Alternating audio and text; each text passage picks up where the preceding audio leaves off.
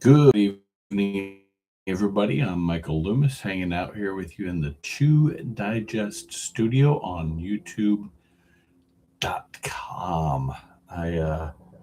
As you can see by my image at the beginning of this video, the student is in. Glad to give you my 2 cents on any topic. It is Tuesday, March the 17th, 2026. And, I think this is what I've landed on, something that I want to do to help people uh, get to where they want to be in life. You know, I, uh, I've been in school full time now for the last 2.5 years. And I'm probably going to be in school for a total of, oh gosh, at least 6 years. If I go for that PhD, it might even be a little bit longer. Uh, do I need to get a PhD? I don't know. Uh, by the time I get there, I might be almost 60 years old. Um, but for sure,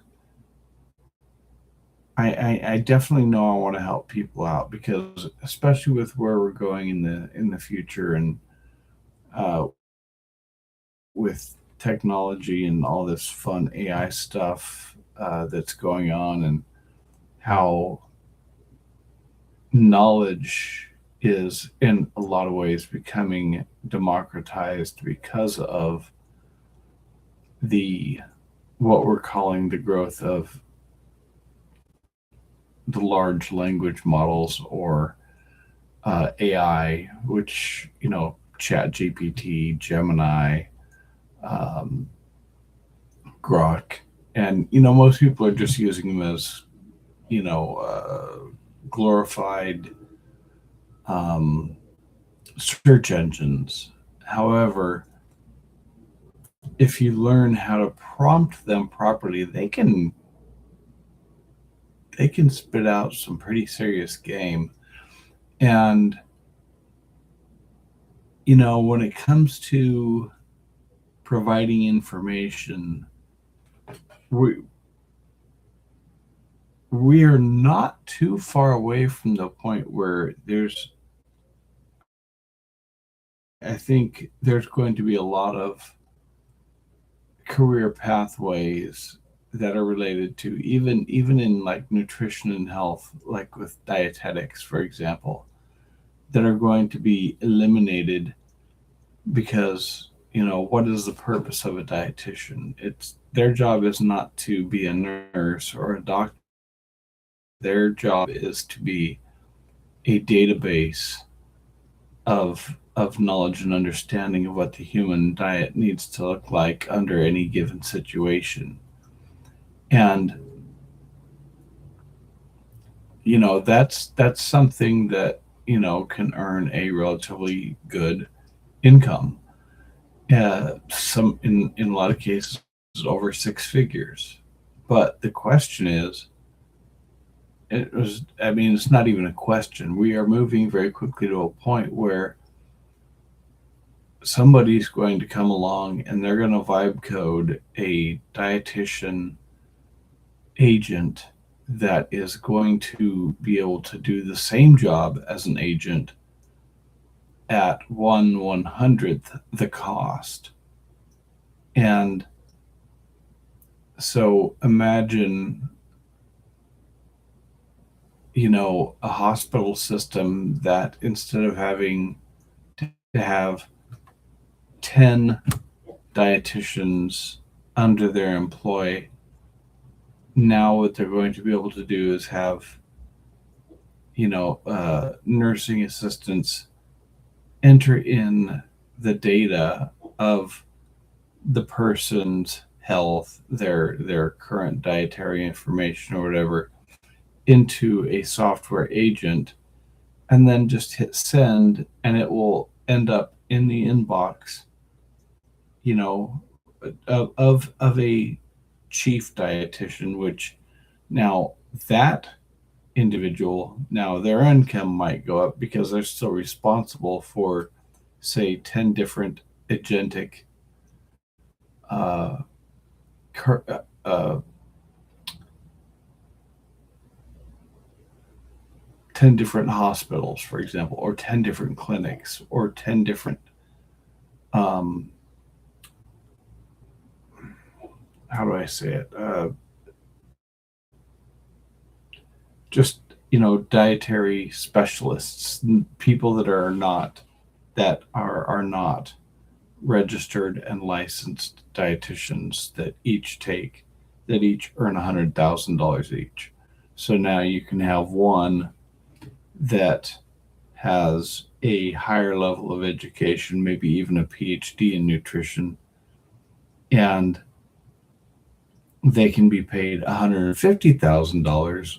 In the meanwhile, nine other uh, registered dietitians' jobs will be eliminated to because they're just not necessary anymore. But what you will have is the one PhD level nutrition scientist that will then be able to look at the conclusions that were determined by the large language model, like say a Chat GPT, a dietitian GPT, that the human doctor, PhD doctor, or medical doctor even, will then be able to look at that and look for any nuance or any kind of judgment that needs to be considered that the software may not pick up on.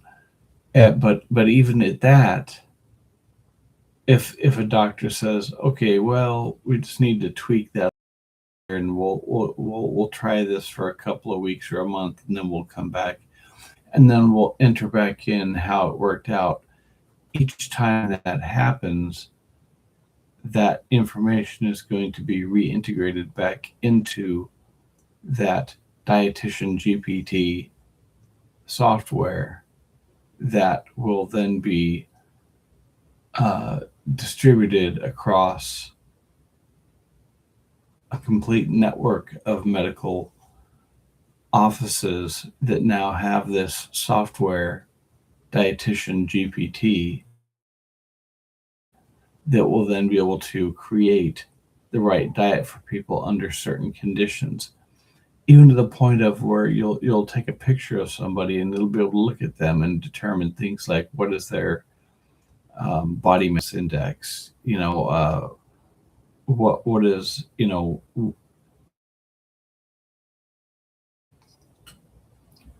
these are the times we're moving into. And so it's very, very difficult as a student to know for sure that whatever direction you're going in as a student is actually still going to be there some 5, 7, or 9 years later by the time you're done getting this expensive degree. And, the fact that they made education available to everybody at a very high cost through loans that you didn't even need to qualify for, which is quite frankly insane, is going to go away, because education used to be for the select few that could afford it, number one, but that were also academically qualified to be there. Now anybody can pretty much get into a research university, and it just depends on how impacted that university is and how badly they need money. And fortunate or unfortunate, just going back 70 or 80 years, there were a whole lot less people that had anywhere near as much education as even I have. And So now what we have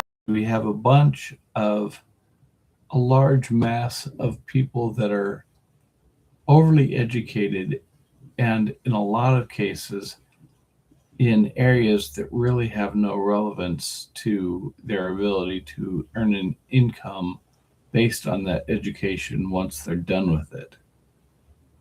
And so, man, I don't even know. Even as a student right now that's currently in school studying health and nutrition with the goal of getting a master's in medical nutrition and possibly even a PhD. But we'll see. I've got all the time in the world, and I'm still relatively young, and I plan on living to be 120. So there is that. Uh, but kind of back to what I started out with here is that I would almost rather work in a role where I was a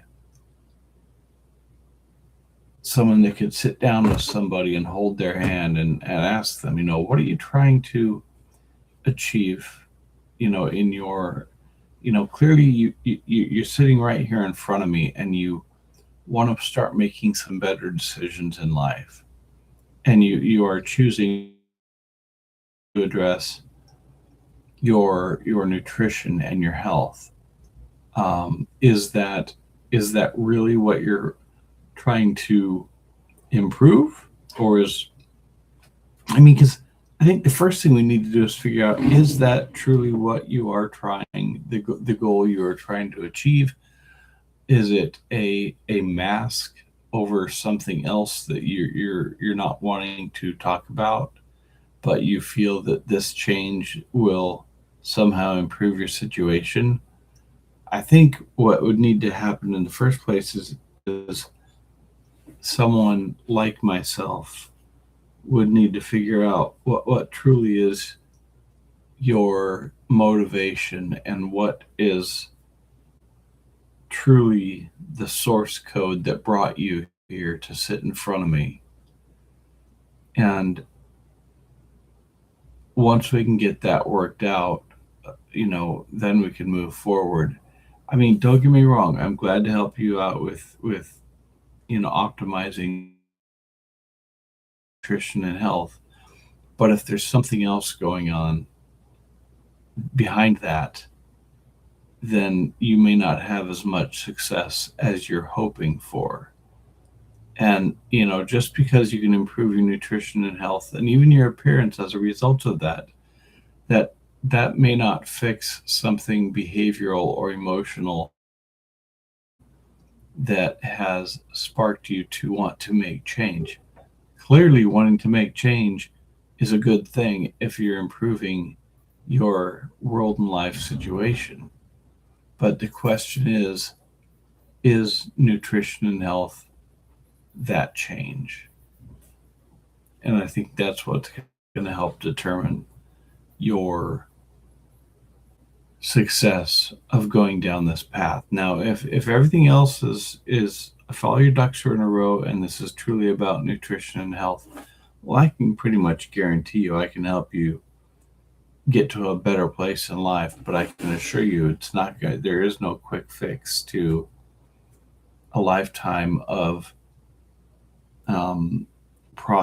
highly processed foods, and it's going to take some time to better understand, what the human body really needs. But in reality, it's really simple right off the bat. But anyways, beyond that, I was having some thoughts today about diets and why dietary debates are really philosophical debates. Um, and one thing I heard today in an interview that I was listening to by a dietitian on YouTube was, she said, "Where you put the blame, you put the power." I thought that was a mighty statement. Where you put the blame is where you put the power. And I think there are two different ways of looking at that. Where you put the blame is where you put the power. In other words, if you give the power, I mean, there's multiple ways of understanding that. The thing that had power in its life over you is oftentimes where you put the blame. If you put, if you find the solution and you can blame it, that's where you can put the power and you'll solve that problem. And so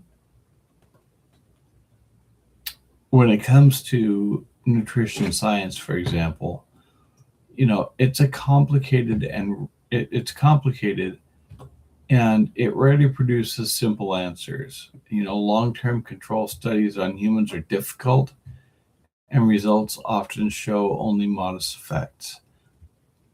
For the life of me, I've had different health situations that resulted in fluctuations in weight quite rapidly, and going up was always a slow game for me and my body type, but going down is relatively quick and easy. That being said, I've come to a point in my life now where for the life of me, I'm 164 pounds and I ain't going anywhere. Doesn't doesn't I don't think it matters how much I eat, because my body's gotten to a point now where it's not letting me eat more than it wants. And it really doesn't seem like it wants very much. And yet my strength is remaining steady. My my muscles, they're they're not going away. They're not turning to mush. They're not getting huge. I'm not lifting heavy. I'm almost getting to the point where I'm looking forward to the idea of going back to the gym once they get it upgraded and pushing around a little bit more weight, and being able to work on the aesthetics of it. But also, I do want to continue to improve and continue working on my lean muscle mass, um, my skeletal muscles. And again, like I mentioned before, the skeletal muscles are the ones that you are in control of, the ones that do this stuff. The non skeletal muscles are the ones like your heart that are out of your control, your lungs. And so sometimes I like to say that my tongue is not a skeletal muscle, because sometimes I say the wrong things. Anyways, um, when it comes to understanding nutrients and nutrition, a lot of times because like I mentioned, that the evidence is complex and sometimes contradictory, but people's bodies, because of us being a generalist or an omnivore, they our bodies can pretty much take in a lot of different things and utilize them for energy and components as a self-repairing mechanism. Yeah, but my only caveat is that those things be whole foods, not highly processed foods. Is an occasional double double from In and Out going to hurt you? No, because that's made from whole foods. The bread on that, if it was once a year on your birthday, by all means go ahead. If you get it animal style, protein style, if you get it protein style, you're going to be better off, because it's good, clean lettuce, and there's not a lot of bad that can be said about that. French fries, because they're fried in oil, less good can be said about that. If it were in tallow, that would actually be better, and it sure as heck would taste better, but still you want to avoid deep fried foods. Um, but most people, a lot of times when it comes to their diet, they tend to adapt and adopt philosophical frameworks to organize their thinking about food in what I would call an ideology. Veganism, the idea of what's called natural hygiene, where they only eat mostly fruit or gentle leafy greens, maybe some occasional nuts or seeds or legumes. Um, there are carnivores where people literally only eat just beef, beef, salt, period. There are some that will also have butter, milk, eggs, chicken, fish. Then there's people that are more in the middle of the road, just your standard omnivore. There's vegetarians that are strictly, that will have eggs and or fish, vegetarian, pescatarian. There's so many of them out there. It's not hard to keep track of, but it's just I think it's more so about listening to what the human body is trying to tell you as an individual, and you being willing to yield your desires to what your body is telling you that it needs. Um, Myself, I tend to lean more towards evolutionary arguments when it comes to what humans were designed to eat rather than towards naturalism or technological approaches. I do believe that there's a sense of naturalism that has, were we ever at some point designed to be a certain way? I don't think so. I think you have to start off with a very specific, typically theological presupposition or ideology that says that God or some higher power made you to be this, set you down and said, now go be that, and that we may have veered off course over time. Uh, However, when it comes to anatomy, physiology, biology, let's go back a step.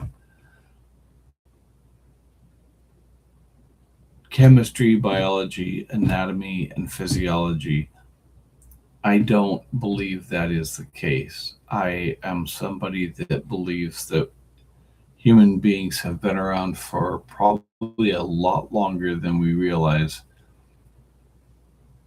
Obviously, we haven't been in the form that we are today, but that there has been some ever so slight changes for going on for a very long time based on mainly environmental and dietary exposure. And, also depending on where we live, are you exposed to, uh, bodies of water in Africa that are filled with malaria? Well, along with the idea of survival of the fittest, you're going to end up with people that have a long line of genealogy that has sickle cell anemia or sickle cell disease. But that defect, what we call a defect, is precisely what keeps those people from dying from malaria. So they don't die from malaria at 5 or 10 or 15 years old, but they still don't make it past 35 or 40. So, that's just one really good one good extreme example of how Mother Nature adapts and how the human body adapts. But when it comes to religious beliefs, or what I would call theological ideologies, a lot of times they're just a very easy way to be able to check out the old ticker and say, I don't want to have to worry about all that stuff. I'm going to adopt this framework and just follow this set of rules and trust in that. And I get that. It makes life a whole lot easier. Um, I'm not that guy. I don't need that clear narrative in a field that otherwise feels uncertain. For me, uncertainty is okay.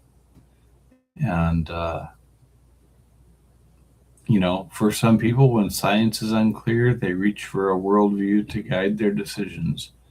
And if that's what they need to do, that's what they're going to do. I'm not here to tell them they're wrong. Uh, because diet, in a lot of ways, does become identity, it becomes community, and it becomes morally philosophical. And I think that's where I'm going to end for today because I still need to eat a little bit here before it gets too late. And I don't want to be up too late. And I don't want to have too full of a stomach before I go to bed. And it's already too late for me to be eating anyways. In the meantime, I will see you again tomorrow, hopefully. And it's been good talking to you. Like I said, the doctor is in, or I'm sorry, the student is in. And one of these days, my hope is that I will be able to hang up that shingle and become that person that helps other people out, that holds their hand in person or their virtual hand, and even be that person that's got one mouth and two ears that can listen to them and hear where they're at, because I think a lot of times people just need to share and talk through where they're at in life, because people need to solve their own problems. They need to figure out their own solutions because they know themselves the best. And no matter how much we as human practitioners, how much good we can do, there's always going to be stuff, I think, that people are going to hold back, that they're going to withdraw from the world because they just don't want to show that side of who they are. And that's okay. Maybe someday they will. Anyhow, I'm Michael Loomis checking out here for the evening here on Chew Digest at YouTube. See you tomorrow. And until then, be well, be healthy, and make good choices.